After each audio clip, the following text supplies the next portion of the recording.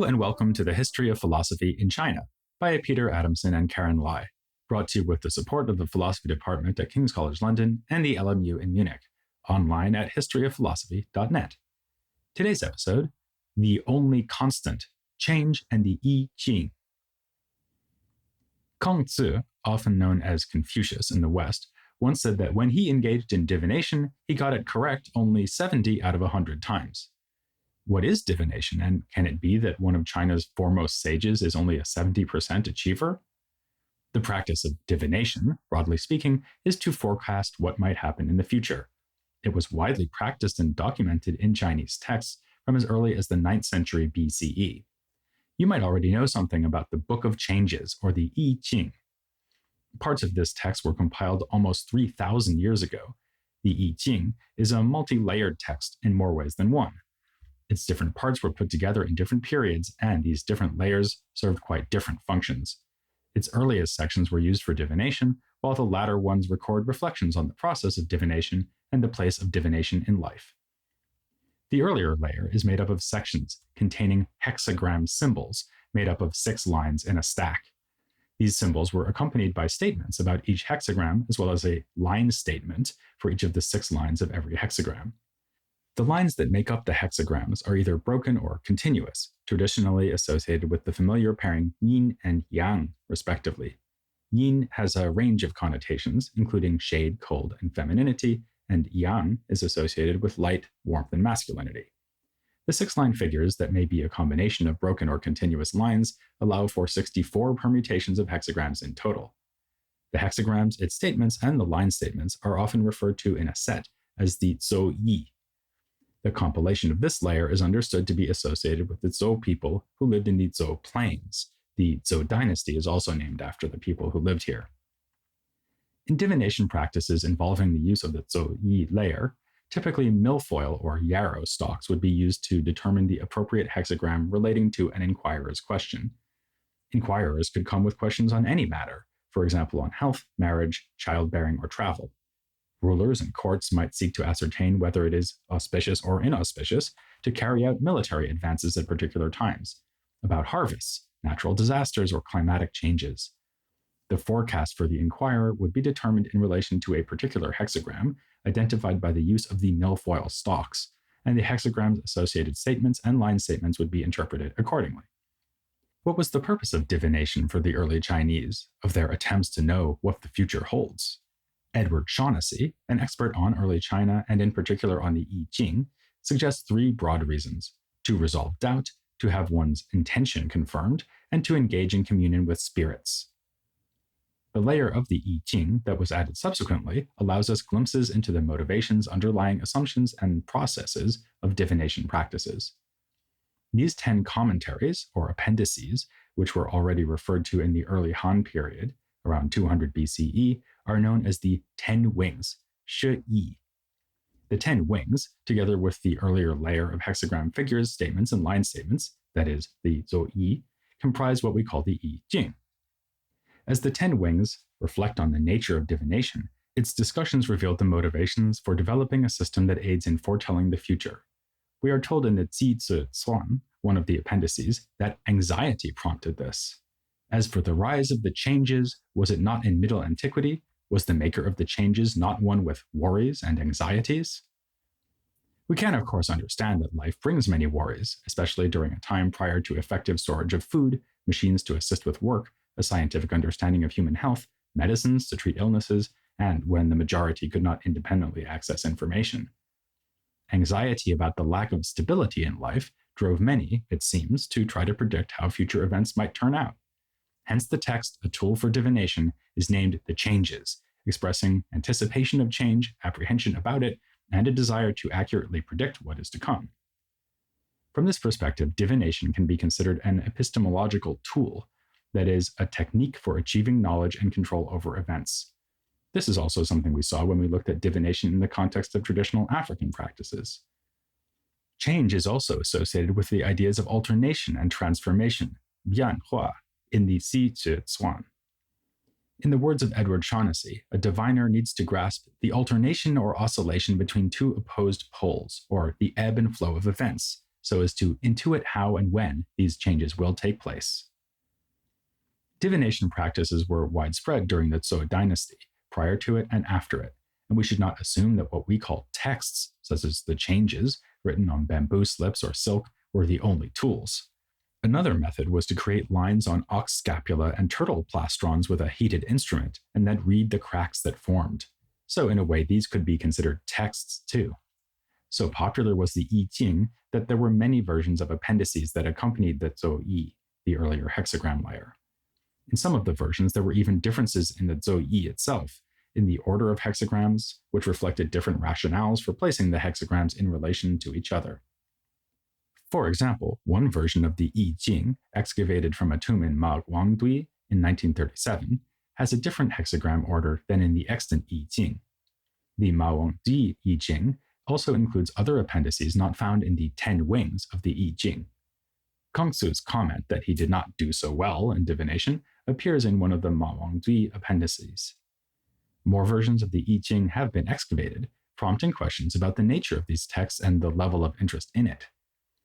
That there are this many versions of the text to date, both extant and excavated, suggests the high likelihood that there were many more circulating over the course of the 4th and 3rd centuries BCE. These texts captured both the popular and philosophical imagination of the Chinese. A key debate on the significance of the I Jing concerns whether we see it as an oracle text or as one that is more reflective about one's priorities, typically in connection with Confucian virtues. These positions were in part tied up with how the layers of the I Jing were accentuated and how they were organized. For example, Wang Bi, a prominent 3rd century CE thinker who annotated many classical texts, rearranged the layers of the I Jing, incorporating sections from the 10 wings with the hexagrams in the Zhou Yi portions. His intention, allegedly, was to remove the speculation associated with the study of the I Jing that dominated debates during the Han Dynasty. Yet much later, the influential Neo-Confucian thinker Zhu Zi sought to revive the I Jing as an oracle text, and did so by organizing the 10 wings separately from the Zhou Yi. Let us now turn to some of the more reflective views expressed in the 10 wings on the nature of change and humanity's possible responses to it. In the Zi Zi Cuan, one of the 10 wings appendices, Kongzi is depicted as advising that we should not expect things around us to continue in the way they've been going. This is good advice. To take a not-so-random example, dangerous pandemics can erupt with great suddenness, and the more we have assumed that things would go on being the same, the less ready we will be to deal with such challenges. Kongzi is effectively telling us to anticipate change. In this same passage from the Zi Zi Cuan, he says that a person might find themselves endangered if they believe their position is secure. They might suffer severe losses if they expect always to maintain what they have, and chaos might result from their belief that order will endure. These statements are intended to shake readers out of their complacency. The thrust of this advice is that it is naive to expect that things will continue along in the same way. Kongzi brings his wise counsel to a close by suggesting that we should take steps to ensure that what we value is properly established and anchored. Quoting advice from a section of the Zhou Yi, Kongzi says, "The changes say, this might be lost, so tie it to a healthy, flourishing mulberry." This metaphorical statement expresses Kongzi's response to change, which is to ensure that what we value most will be able to withstand whatever comes ahead. This passage leans on the figure of Kongzi to express its particular view on how a person can set themselves up to cope with change. There are other images of Kongzi in the appendices of the I Jing, including his comment about getting divination right only 70% of the time. We might connect this modest remark to what he then says as the passage continues. Kongzi informs his follower, Zigong, that in his use of the Zhou Yi, he distinguishes himself from scribes and shamans. Kongzi says that he uses the text in some ways, as the others do, but unlike them, he does not seek fortune nor only to be in auspicious circumstances. His is a different destination, Kongzi claims. He seeks the virtue of the I Jing. Kongzi was not himself the author of these appendices, but rather he was portrayed as master in many versions of the I Jing. The historian Richard Rutt has reminded us that such attempts to install Kongzi as the master in the I Jing are found only after the Han Dynasty. Rutt writes that there is no evidence that prior to the Han, the I Jing was ever considered Confucian. Moreover, ongoing debates among scholars about whether the Ma Wangdui appendices are more closely aligned with Daoist or Confucian views should alert us to the fact that our understanding of the I Ching should extend beyond its association with Confucianism. We know that the Zuyi was used widely across Chinese society for a long period of time, and it is highly likely that its views on predicting and responding to change would have been shared more widely among thinkers of different persuasions. In the remainder of this episode, we will consider how some assumptions concerning change have permeated early Chinese philosophy. We look at this issue through a particular angle, thinking about how it is possible to prepare for change. We seek some answers through an unusual but illuminating approach, which is to explore models of exemplary people and sages in a number of different traditions. It stands to reason that early Chinese thinkers would have thought about how we can best harness and develop human capacities in order to be resourceful and resilient in the face of change. It also makes sense that these desirable qualities would be embodied by exemplary people. We've seen in the last episode that the Confucian Dao provides guidance for people to develop appropriate dispositions and capacities. We could say that in this tradition, the most important method for growing in this way is to learn from models. This is how we learn, says Kongzi in the Analects, a text that supposedly records his conversations. Kongzi commented that among three people, he will always find teachers. He selects what is desirable in them so that he may himself pursue those ways, and with what is undesirable, he corrects himself. Which reminds me of something my grandfather, who was himself something of a sage, used to say, "Everyone is useful, if only to serve as a bad example." Belief in the power of example undergirds Confucian political philosophy. Ideally, the king who embodies benevolence, Ren, in all his undertakings and interactions will transform his people morally. In the Mengzi, a major Warring States Confucian text, a benevolent king is at the center of benevolent government. This idealistic picture is filled out with details of how a benevolent king would treat his people well and would watch over their material well-being. In the Confucian tradition, the highest accolade for a king is sage, or sage king. The idea of sageliness cannot be confined to a theoretical definition. They are most often portrayed as embodying virtue. For example, Sage King Yao built canals to divert floods and installed a succession plan, amongst his other achievements. Sage King Shun was exemplary in filial devotion, as we saw last episode, and Kongzi is known as the sage of timeliness, even though Kongzi never regarded himself as a sage.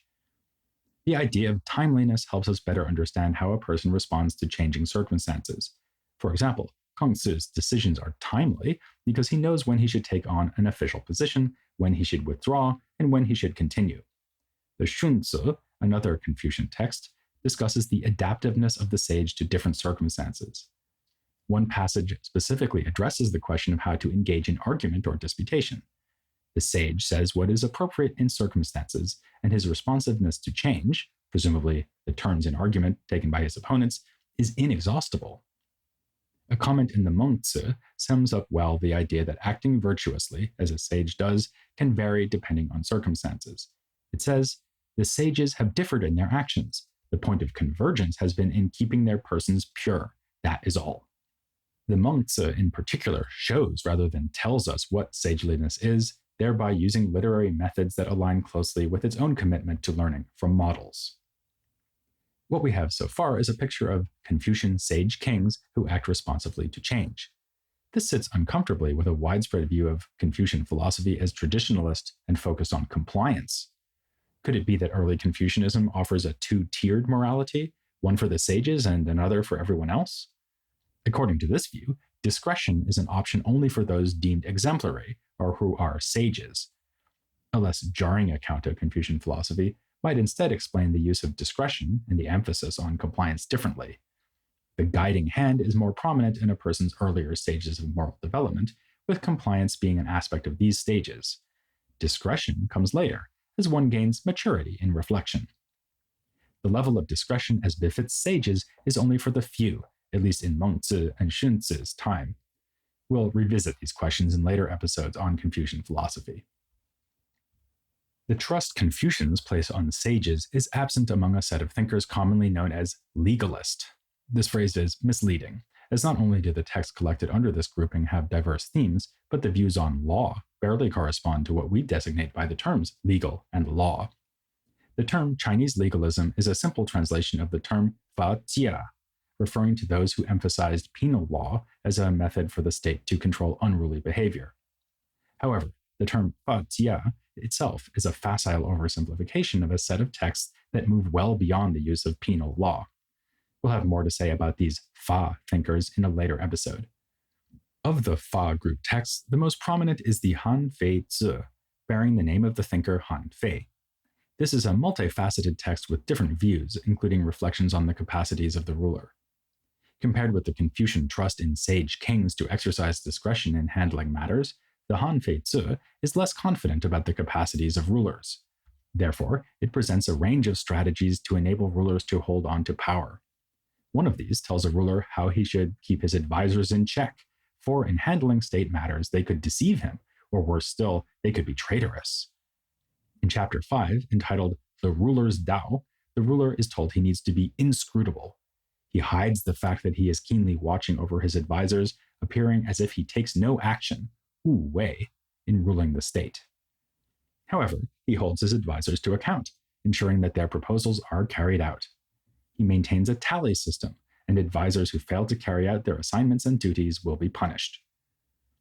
Another chapter of the Han Fei Zi responds to advocates of a virtuous ruler. In the Objection to Positional Power chapter, an extended argument is made against rule by the morally worthy. The Han Fei Zi argues against the view that was held by many, that the worthy should rule. Instead, it states that what is needed to maintain the state is the ruler's positional power, shi. In a compelling argument, it says that because both sages and tyrants are rare, there must be a system to ensure that average rulers are able to maintain control of the state. It sets up analogies in its argument against the widely held belief that rulers must be persons of moral worth. If a famished person does not eat for 100 days while waiting for fine millet and meat, he will not survive. If you wait for a great sea swimmer from Yue in order to save someone who is drowning in the central states, though the people from Yue are good enough at swimming, the person who is drowning will not be helped.